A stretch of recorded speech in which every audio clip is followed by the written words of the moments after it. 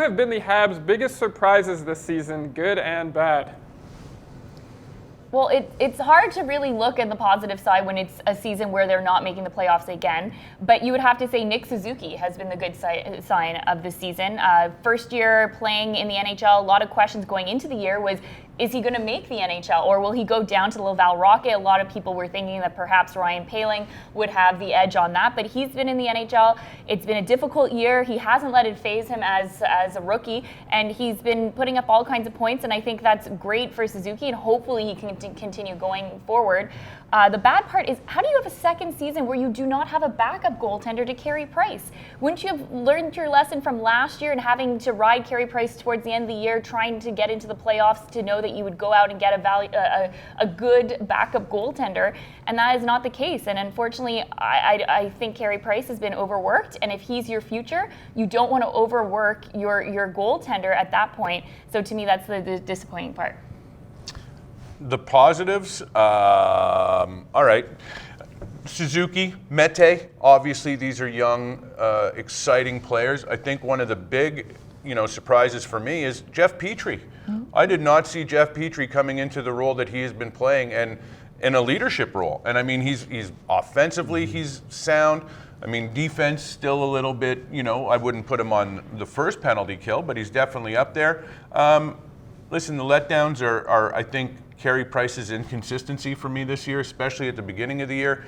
And the same could be said about, for me, it was Max Domi. I really thought he was going to have the follow-up year to last year. And unfortunately, he's been incredibly streaky this year. So a little bit, the consistency to me is the big issue. I agree with you. I mean, Suzuki, real pleasant surprise how well he's developed, as well as Petrie.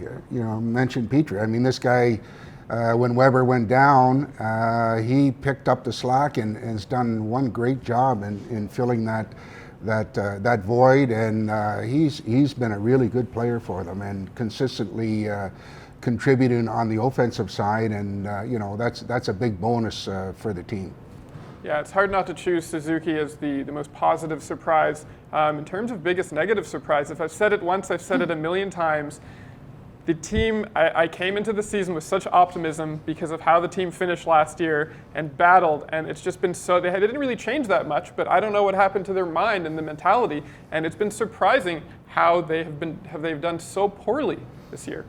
Well, you look at the production, it goes hand in hand with point production as far as getting the results, and Domi, who, had 72 points, I think, last year, up until late, has struggled and hasn't been able to make that difference by making great things happen offensively and allowing them to win hockey games. And on the negative side, I have to point out Domi as the one that really didn't get it done, and he has obviously the ability to do it, but for whatever reason, he hasn't been able to get it going until the last month, and that's an area which they really missed having him produce early on, and the results for the win and loss showed in that department. And I think also we have to mention their home record as well this year, that going to the Bell Centre has not been a fun place for Montreal Canadiens fans. No, that's right.